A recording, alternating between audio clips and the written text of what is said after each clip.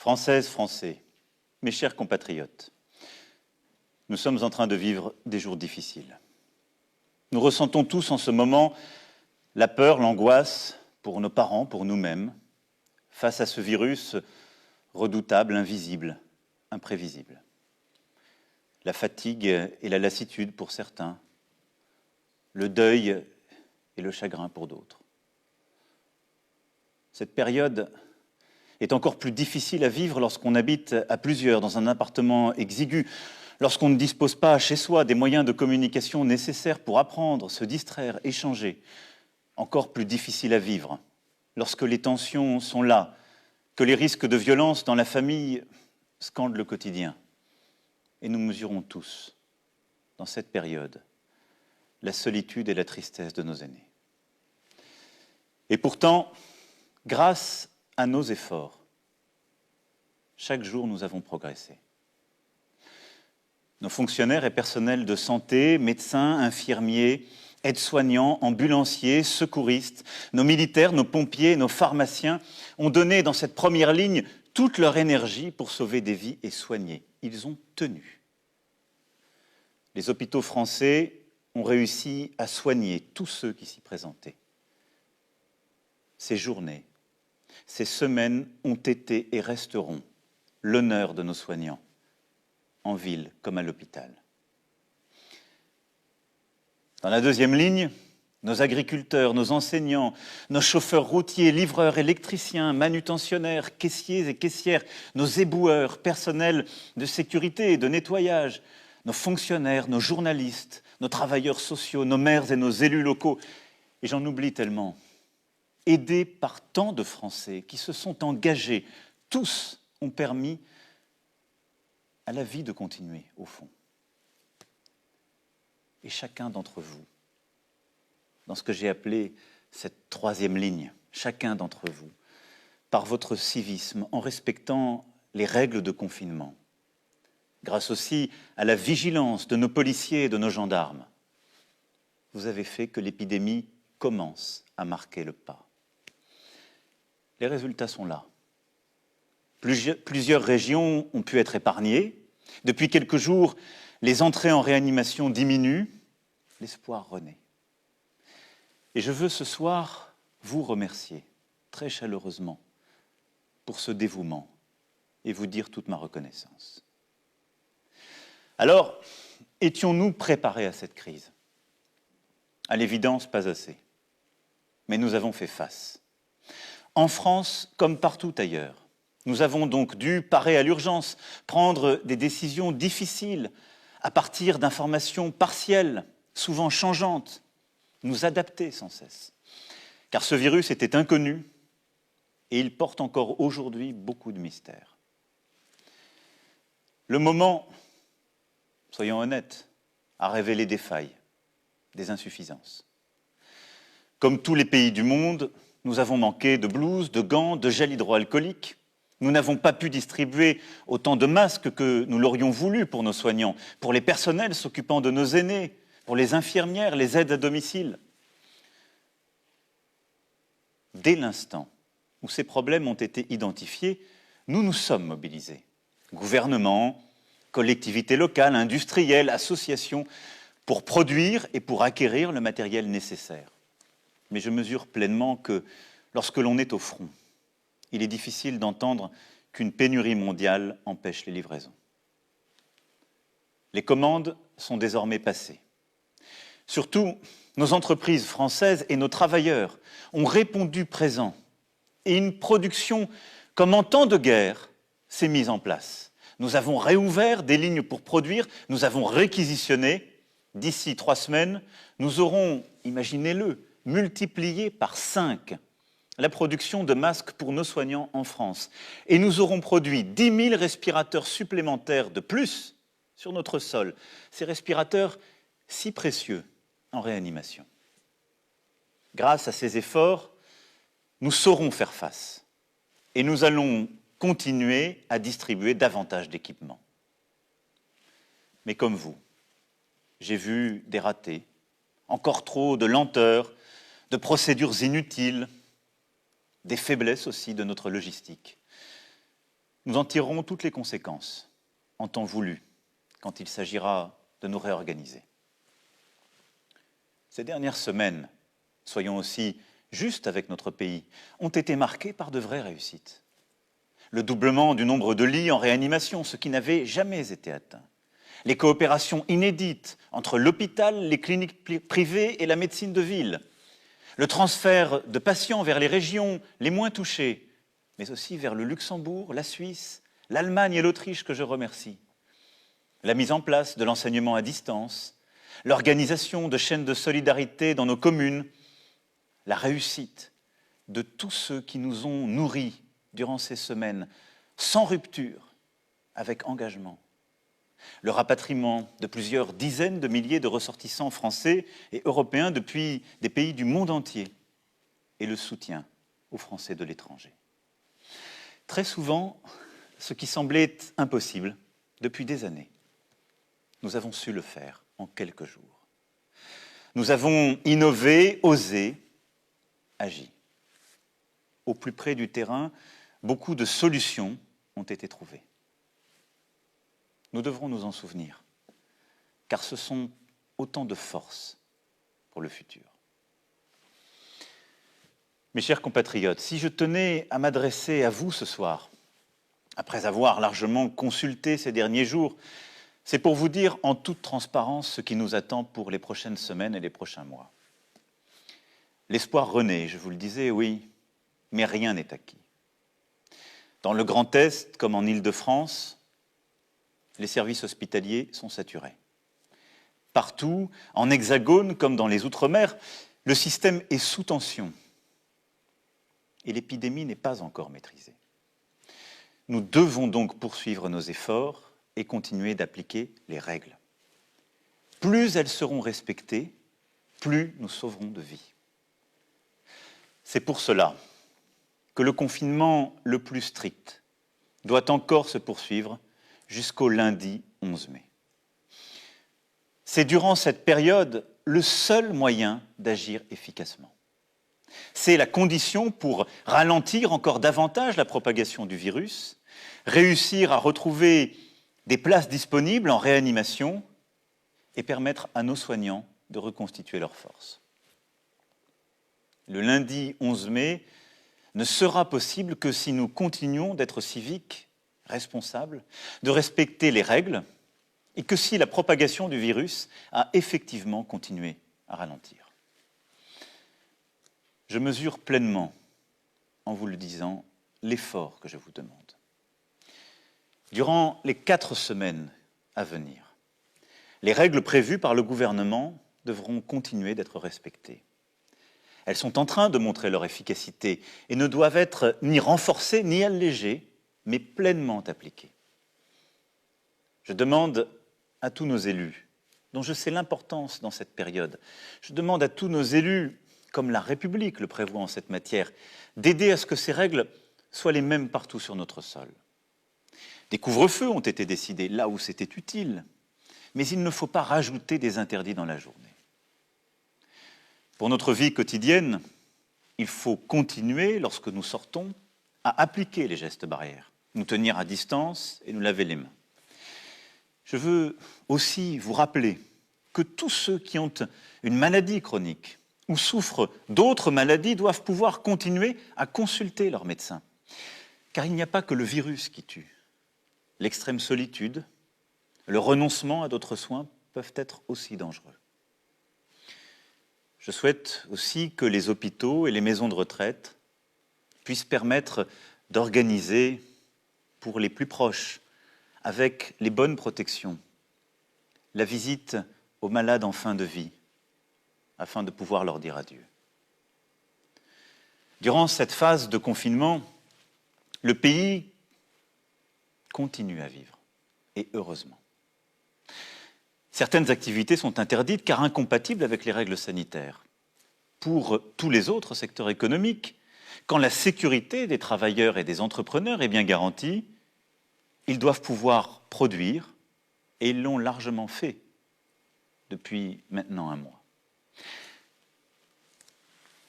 Pour tous ceux qui doivent être aidés durant cette période, Les mesures de chômage partiel pour les salariés et de financement pour les entreprises seront prolongées et renforcées.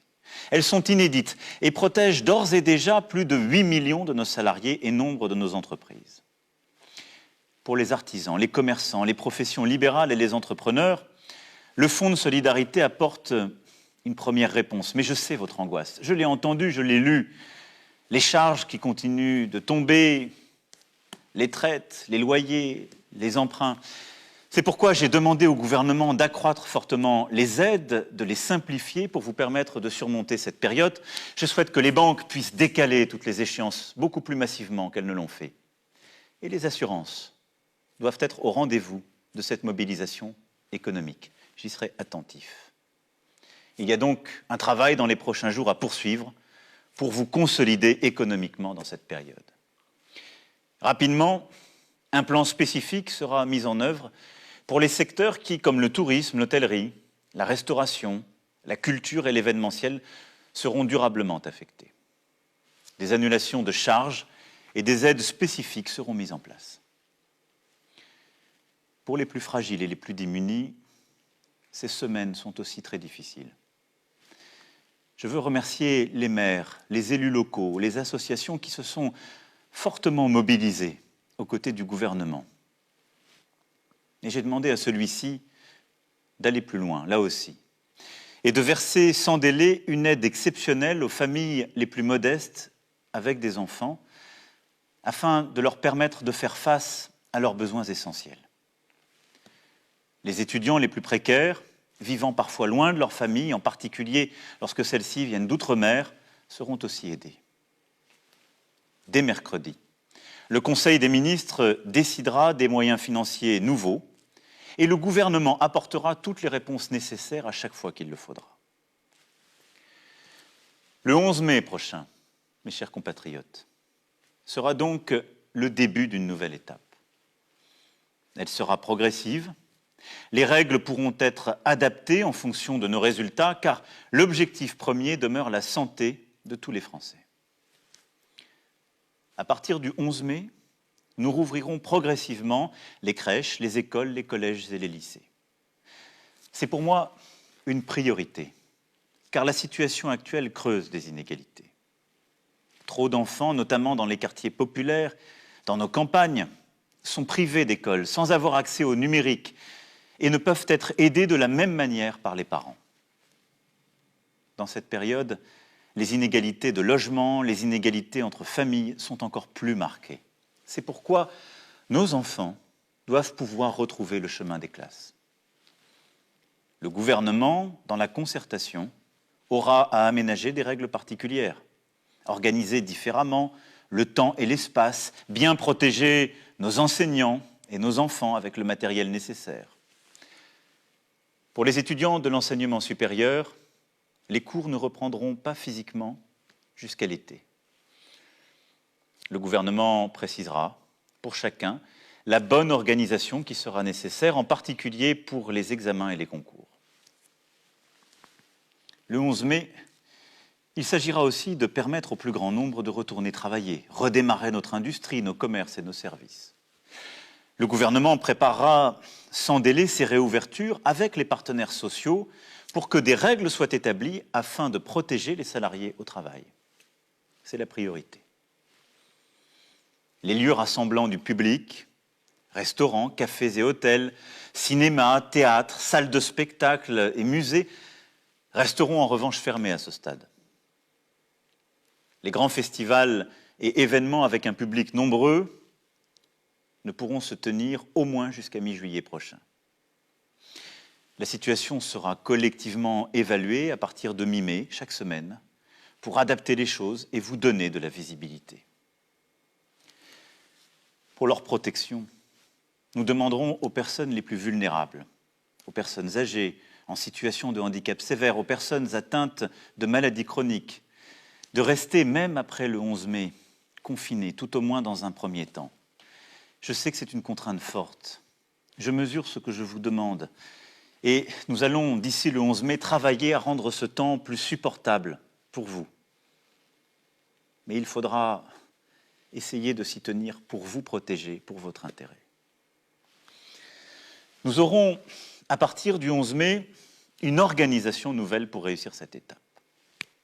L'utilisation la plus large possible des tests et la détection est une arme privilégiée pour sortir au bon moment du confinement. D'ici là, et dans les prochaines semaines, nous allons continuer d'augmenter le nombre de tests faits chaque jour. C'est ce qui, depuis 15 jours, est fait. Durant les semaines à venir, j'ai demandé que ces tests soient d'abord pratiqués sur nos aînés, nos soignants et les plus fragiles. Et que nous puissions continuer de mobiliser partout tous les moyens de faire des tests, c'est-à-dire tous les laboratoires publics et tous les laboratoires privés. Le 11 mai, nous serons en capacité de tester toute personne présentant des symptômes. Nous n'allons pas tester toutes les Françaises et tous les Français, ça n'aurait aucun sens. Mais toute personne ayant un symptôme doit pouvoir être testée. Les personnes ayant le virus pourront ainsi être mises en quarantaine, prises en charge et suivies par un médecin. Pour accompagner cette phase, plusieurs innovations font l'objet de travaux avec certains de nos partenaires européens, comme une application numérique dédiée qui, sur la base du volontariat et de l'anonymat, permettra de savoir si oui ou non l'on s'est trouvé en contact avec une personne contaminée. Vous en avez sûrement entendu parler. Le gouvernement aura à y travailler, il ne faut négliger aucune piste, aucune innovation.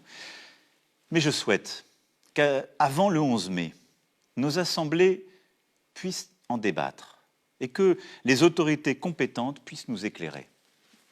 Car cette épidémie ne saurait affaiblir notre démocratie ni mordre sur quelques libertés. Jusqu'à nouvel ordre, nos frontières, avec les pays non européens, resteront fermées. Nous déploierons ensuite tous les moyens nécessaires à la protection de la population. En complément des gestes barrières que vous connaissez bien et qu'il vous faudra continuer à appliquer, l'État, à partir du 11 mai, en lien avec les maires, devra permettre à chaque Français de se procurer un masque grand public. Pour les professions les plus exposées et pour certaines situations comme dans les transports en commun, son usage pourra devenir systématique. Ce sera possible grâce à nos importations et grâce à la formidable mobilisation d'entrepreneurs et de salariés partout sur le territoire pour produire massivement ce type de masque. Le gouvernement présentera d'ici 15 jours, sur la base de ces principes, le plan de l'après-11 mai et les détails d'organisation de notre vie quotidienne. Des points de rendez-vous réguliers se tiendront pour que nous puissions adapter les mesures prises et ensemble décider de manière régulière d'ajuster les choses. Alors, à quelle échéance dès lors? Peut-on espérer entrevoir la fin définitive de cette épreuve? Quand pourrons-nous renouer avec la vie d'avant? Je sais vos questionnements, je les partage. Ils sont légitimes. J'aimerais tellement pouvoir tout vous dire et vous répondre sur chacune de ces questions, mais en toute franchise, en toute humilité, nous n'avons pas de réponse définitive à cela. Aujourd'hui, d'après les premières données, qui seront prochainement affinées par ce qu'on appelle les tests sérologiques, une très faible minorité de Français ont contracté le Covid-19. Ce qui veut dire que nous sommes loin de ce que les spécialistes appellent l'immunité collective, c'est-à-dire ce moment où le virus arrête de lui-même sa circulation parce que suffisamment d'entre nous l'avons eu. C'est pourquoi la première voie pour sortir de l'épidémie est celle des vaccins. Tout ce que le monde compte de talents, de chercheurs, y travaille. La France est reconnue en la matière et a d'excellentes ressources. Parce que c'est sans doute la solution la plus sûre, même s'il faudra plusieurs mois au moins pour la mettre en œuvre. Notre pays investira encore plus massivement dans la recherche. Et je porterai dans les prochains jours une initiative avec nombre de nos partenaires, en votre nom, pour accélérer les travaux en cours. La seconde voie, ce sont les traitements. Nous y travaillons depuis le premier jour. Il y a eu, je le sais, beaucoup de débats dans le pays. Toutes les options sont explorées. Et notre pays est celui qui a engagé le plus d'essais cliniques en Europe. J'ai tenu moi-même à comprendre chacune des options possibles, à m'assurer que tout était essayé dans les meilleurs délais et avec rigueur. Il ne s'agit pas de donner un traitement si on n'est pas sûr, mais de procéder à tous les essais cliniques pour que toutes les pistes soient poursuivies. Et croyez-le, nos médecins, nos chercheurs travaillent d'arrache-pied. Aucune piste n'est négligée, aucune piste ne sera négligée, je m'y engage. Voilà, ce soir, je partage avec vous ce que nous savons et ce que nous ne savons pas. Nous finirons par l'emporter, mais nous aurons plusieurs mois à vivre avec le virus. Avec humilité, il nous faut aujourd'hui décider et agir en tenant compte des incertitudes. Avec lucidité, oui, parce que regardez l'Asie. Le virus semblait avoir été vaincu et il revient dans de nombreux pays qui, à nouveau, décident de refermer leurs économies. Il nous faut donc procéder avec calme et courage. Mais ce que je sais à ce moment, mes chers compatriotes, c'est que notre nation se tient debout, solidaire, dans un but commun. On disait que nous étions un peuple indiscipliné, et voilà que nous respectons des règles, des disciplines parmi les plus rigoureuses jamais imposées à notre peuple en temps de paix. On disait que nous étions un peuple épuisé, routinier, bien loin de l'élan des fondations. Et voilà que tant d'entre vous rivalisent de dévouement, d'engagement face à l'inattendu de cette menace. Nous voilà tous solidaires, fraternels, unis. Concitoyens d'un pays qui fait face, concitoyens d'un pays qui débat, qui discute, qui continue de vivre sa vie démocratique, mais qui reste unis. Et je veux ce soir partager avec vous, au cœur de l'épreuve, cette fierté. Cette certaine idée qui a fait la France est bien là, vivante et créatrice. Et cela doit nous remplir d'espoir. C'est nous.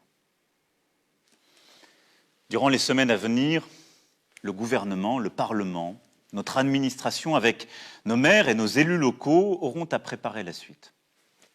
Pour ce qui me concerne, je tâcherai de porter en Europe notre voix afin d'avoir plus d'unité, de solidarité. Les premières décisions ont été dans le bon sens. Et nous avons beaucoup poussé pour cela, qu'il s'agisse de la Banque centrale européenne, de la Commission européenne ou des gouvernements. Mais nous sommes à un moment de vérité qui impose plus d'ambition, plus d'audace, un moment de refondation. Nous devons aussi savoir aider nos voisins d'Afrique à lutter contre le virus plus efficacement, à les aider aussi sur le plan économique en annulant massivement leurs dettes. Oui, nous ne gagnerons jamais seuls, parce qu'aujourd'hui, à Bergame, Madrid, Bruxelles, Londres, Pékin, New York, Alger ou Dakar, nous pleurons les morts d'un même virus. Alors si notre monde sans doute se fragmentera, il est de notre responsabilité de bâtir dès aujourd'hui des solidarités et des coopérations nouvelles. Il nous reviendra aussi, dans les prochaines semaines, de préparer l'après. Il nous faudra rebâtir notre économie plus forte afin de produire et redonner plein espoir à nos salariés, nos entrepreneurs, garder notre indépendance financière. Il nous faudra rebâtir une indépendance agricole, sanitaire, industrielle et technologique française et plus d'autonomie stratégique pour notre Europe. Cela passera par un plan massif pour notre santé, notre recherche, nos aînés, entre autres. Il nous faudra nous rappeler aussi que notre pays, aujourd'hui, tient tout entier sur des femmes et des hommes que nos économies reconnaissent et rémunèrent si mal. Les distinctions sociales ne peuvent être fondés que sur l'utilité commune. Ces mots, les Français les ont écrits il y a plus de 200 ans. Nous devons aujourd'hui reprendre le flambeau et donner toute sa force à ce principe. Il nous faudra bâtir une stratégie où nous retrouverons le temps long, la possibilité de planifier la sobriété carbone, la prévention, la résilience, qui seuls peuvent permettre de faire face aux crises à venir. Ces quelques évidences s'imposent aujourd'hui à nous, mais ne suffiront pas. Et je reviendrai donc vers vous pour parler de cet après. Le moment que nous vivons est un ébranlement intime et collectif. Sachons le vivre comme tel. Il nous rappelle que nous sommes vulnérables. Nous l'avions sans doute oublié. Et ne cherchons pas tout de suite à y trouver la confirmation de ce en quoi nous avions toujours cru. Non. Sachons dans ce moment sortir des sentiers battus, des idéologies, et nous réinventer. Moi le premier. Il y a dans cette crise une chance. Nous ressouder, éprouver notre humanité, bâtir un autre projet dans la concorde. Un projet français, une raison de vivre ensemble profonde. Dans les prochaines semaines, avec toutes les composantes de notre nation, je tâcherai de dessiner ce chemin qui rend cela possible. Mes chers compatriotes, nous aurons des jours meilleurs et nous retrouverons les jours heureux, j'en ai la conviction.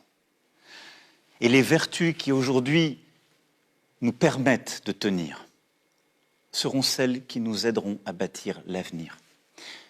Notre solidarité, notre confiance, notre volonté.